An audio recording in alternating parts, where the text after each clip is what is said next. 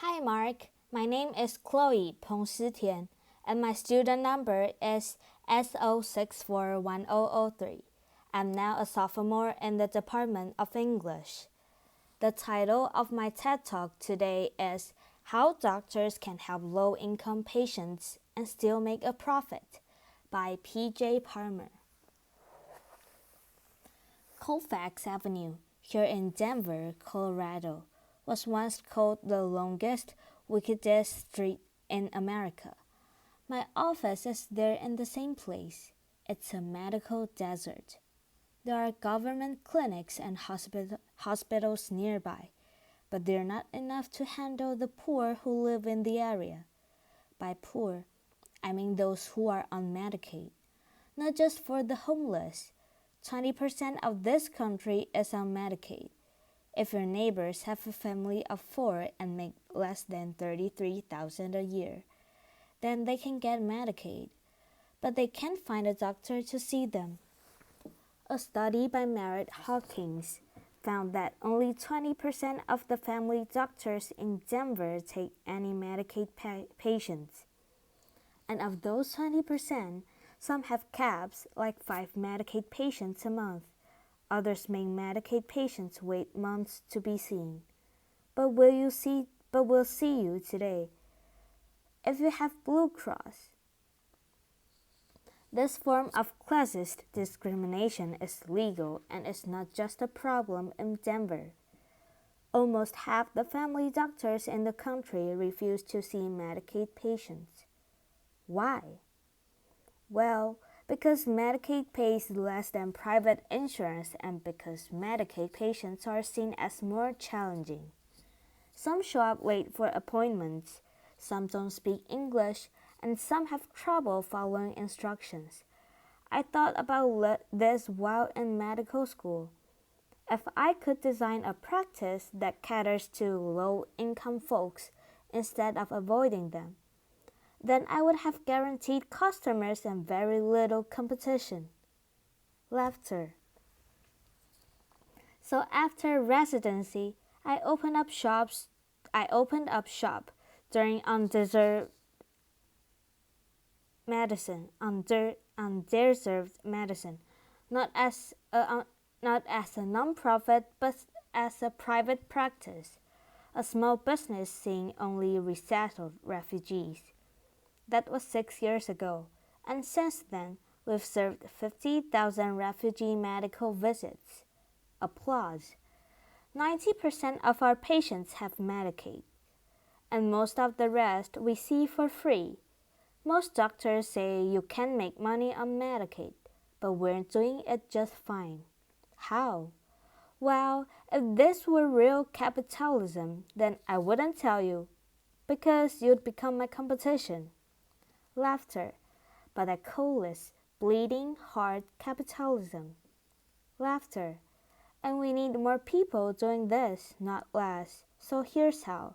We break down the walls of our medical maze by taking the challenges of Medicaid patients, turning them into opportunities and pocketing the difference. The nuts and bolts may seem simple, but they add up. For example, we have no appointments. We're walk-in only. Of course, that's how it works at the emergency room, at urgent cares, and at Taco Bell. Laughter. But not usually at family doctors' offices. Why do we do it? Because Nazra can't call for an appointment. She has a phone, but she doesn't have phone minutes. She can't speak English, and she can navigate a phone tree. And she can't show up on time for an appointment because she doesn't have a car. She takes the bus, and she takes care of 3 kids plus her disabled father. So we have no appointments. She shows up when she wants, but usually waits less than 15 minutes to be seen. She then spends as much time with us as she needs. Sometimes that's 40 minutes. Usually it's less than 5. She loves this flexibility. It's how she saw doctors in Somalia. And I love it because I don't pay staff to do scheduling, and we have a zero no-show rate and a zero late show rate. Laughter. Applause. It makes business sense. Another difference is our office layout. Our exam rooms open right to the waiting room. Our medical providers room their own patients. Our medical providers room their own patients, and our providers stay in one room instead of alternating between rooms. Cutting steps cuts costs and increases customer satisfaction. We also hand out free medicines right from our exam room, over the counter ones and some prescription ones too. If Nasra's baby is sick, we put a bottle of children's Tylenol or amoxicillin right in her hand.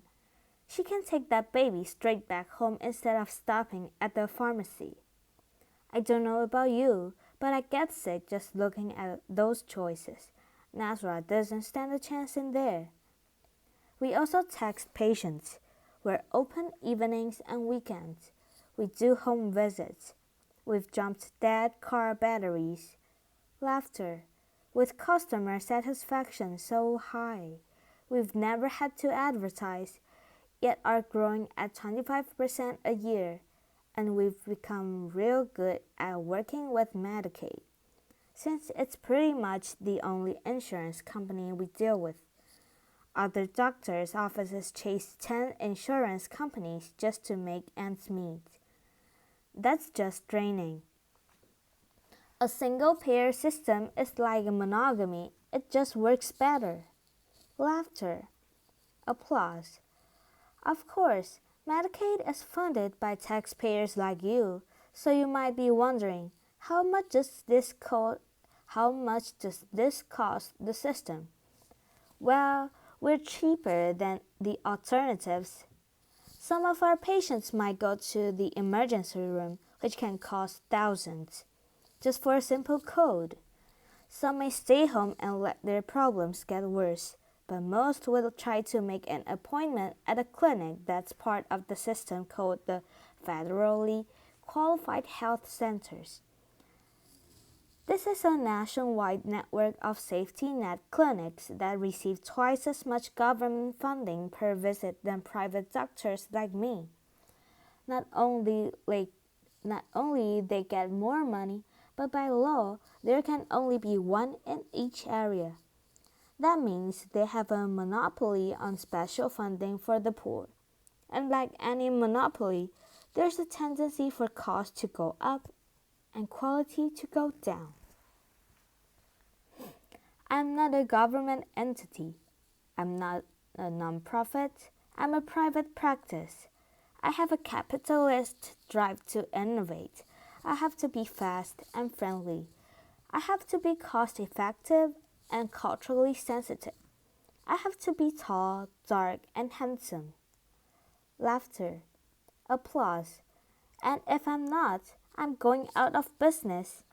I can innovate faster than a nonprofit because I don't need a meeting to move a stapler.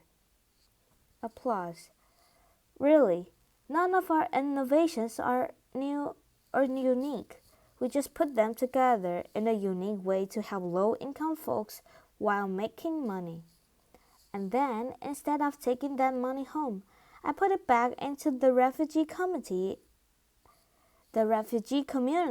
as a business expense. This is Mango House, my version of a medical home. In it, we have programs to feed and clothe the poor, an after-school program, English classes, churches, dentists, legal help, mental health, and the scout groups. These programs are run by tenant organizations and amazing staff, but all receive some amount of funding from profits from my clinic. Some call this social entrepreneurship. I call it social service arbitrage. Exploiting inefficiencies in our healthcare system to serve the poor. We're serving 15,000 refugees a year at less cost than where else they would be going. Of course, there's downsides to doing this as a private business rather than a nonprofit or government entity. There's taxes and legal exposures. There's changing Medicaid rates and specialists who don't take Medicaid. And there's bomb threats. Notice there's no apostrophes. It's like we were going to blow up all you refugees. Laughter.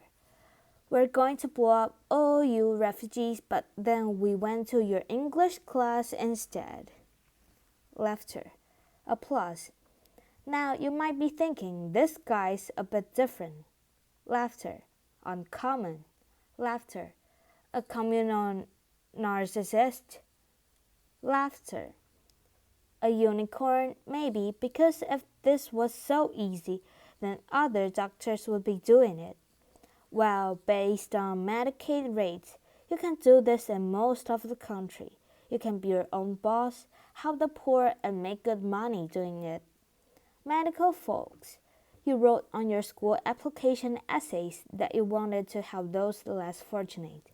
But then you had your idealism beaten out of you in training. Your creativity bred out of you. It doesn't have to be that way. You can choose undeserved medicine as a lifestyle specialty. Or you can be a specialist who cuts costs in order to see low-income folks. And for the rest of you who don't work in healthcare, what did you write on your applications? Most of us wanted to save the world, to make a difference. Maybe you've been successful in your career but are now looking for that meaning. How can you get there? I don't just mean giving a few dollars or a few hours. I mean, how can you use your expertise to innovate new ways of serving others? It might be easier than you think. The only way we're going to bridge the undeserved medicine gap is by seeing it as a business opportunity. The only way we're going to bridge the inequality gap is by recognizing our privileges and using them to help others. Applause. Thank you, Mark.